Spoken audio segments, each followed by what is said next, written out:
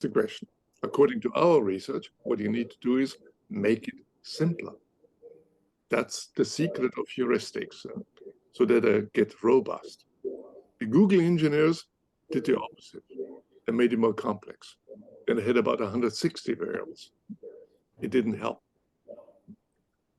And there were 3 more updates of that.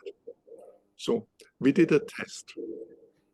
So some of my own machine learning people and I, we are developing what we call psychological AI.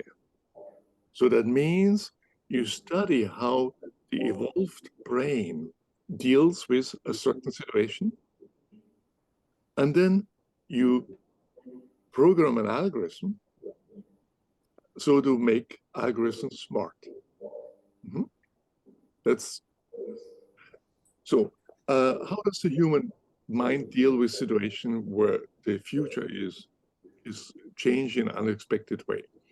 We know this already from memory research. We forget. We forget very quickly, and in this situation, even quicker.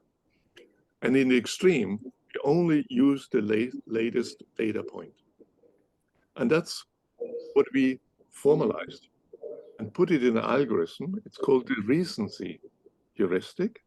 The Recency Heuristic just looks for the latest data point and predicts and ignores all the rest. And the prediction is the next one will be the same. Very simple. No free parameters. And you can understand it. Yeah? So in the case of the flu, the algorithm says it takes the last data point, say from the Center for the CDC, Center for Disease Control, which is usually 1 to 2 weeks back, and makes a prediction. The nowcast, so this week, is the same. Very clear. No secrets, no black algorithms, no big calculations, and no big data. And you can now understand that when the swine flu happens, for instance, the recency algorithm, they gets it wrong once, but it can adjust immediately because it ignores the big data. Google's flu trend algorithm could not ignore because it's based on big data. See that? And so we tested it for the entire years from 2008 to 2015.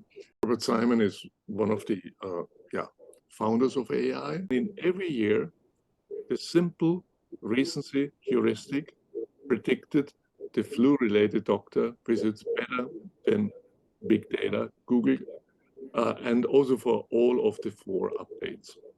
So here's an example, a simple heuristic informed by human psychology can actually outpredict a big data model.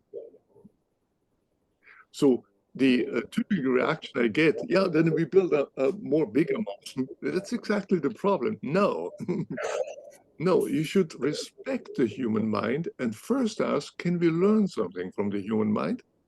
And it may be the answer is no. But in many cases, you can learn something and you gain a much less costly algorithm that needs less